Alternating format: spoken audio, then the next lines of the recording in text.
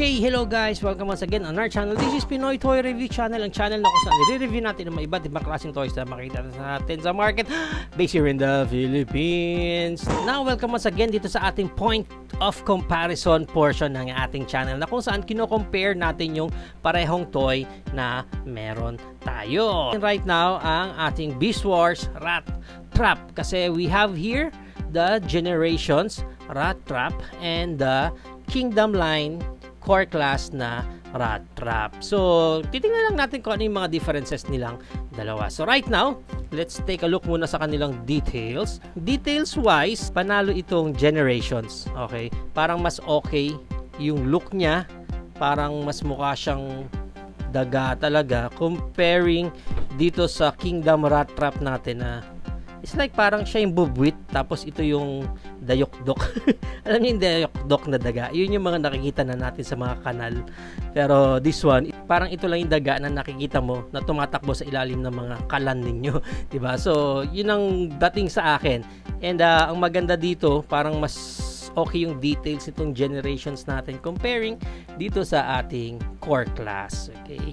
And ang isa pang maganda dito sa Generations natin, yung articulation niya, well, na-articulate din naman yung mouth niya, and ayun, maganda yung details sa loob ng mouth niya. And ang maganda nga dito is that kaya niyang tumayo sa sarili niyang paa.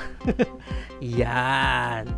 Which is minsan talaga nakikita natin na ginagawa to ng mga daga, di ba? Tumatayo. Even sa show naman ng Beast Wars, kahit naka-alt mode sila, nakikita naman natin dun sa show na nag-i-interact pa rin sila sa isa't isa. They do their things, their stuff habang naka-alt mode sila. So, yun ang maganda dito sa Rat Trap na comparing dito sa core class na Rat Trap. Ito lang siya.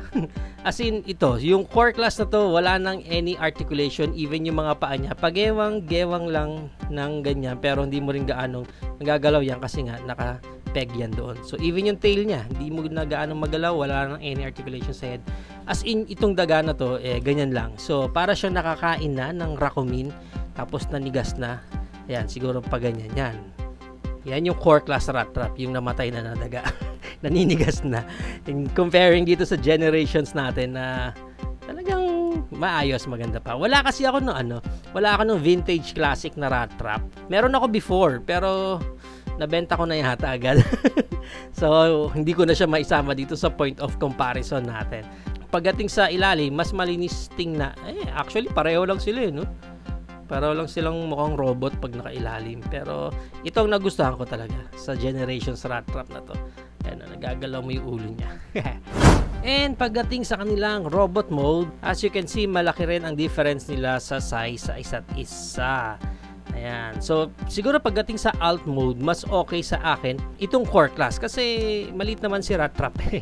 Pero syempre, depende yun kung saan kanino mo siya i-compare habang nilalanggam yung table natin. Yan. Parang looking dito sa dalawa, parang mas sa akin mas okay yung look nitong core class natin. Kaya ba guys, ano ang mas okay sa inyo? Itong look ng core class na robot mode or itong sa Generations na robot mode? Although dito sa Generations, well, Generation line kasi ito. So, maganda talaga yung mga details niya.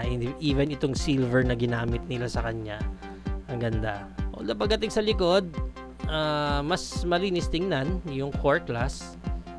Diba? Kasi ito, medyo ang laki pa rin ng mga panels niya. And isa pa pala sa maganda dito sa Generations, yung buntot niya, naka-wire. May soft wire sa loob. So, pwede mong i-bend or i-twist or i-turn. I-push yung tail niya sa kung anong gusto mo. Compared dito sa core class na wala, yun nga, naninigas lang yung tail niya. Although, ang isa sa ayaw ko dito sa Generations is that yung ears nung kanyang daga. Kasi dito sa core class, at least medyo mababa. Hindi gaano natatakpan yung mukha. Pero itong sa Generations natin, may blind spot siya. So, pag nandito nakatayo yung Decepticons, hindi niya na makikita.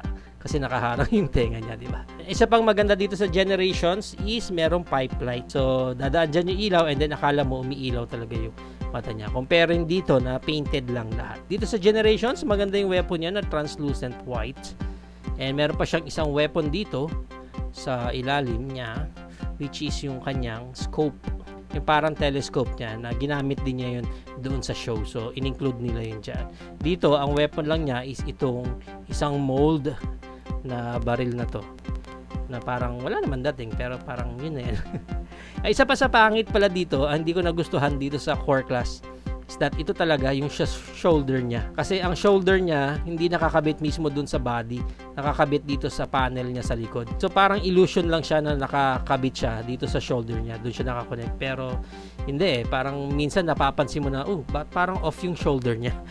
Diba? Parang ganon. Pero, again, overall look, mas maganda yung mga details nitong generations natin. Pero, sa overall scale, parang mas okay sa akin itong core class natin, okay? Pero yun nga lang, parang mas marami naman nagagawa dito sa generations compared dito sa core class natin na mas less ang kaya niyang gawin.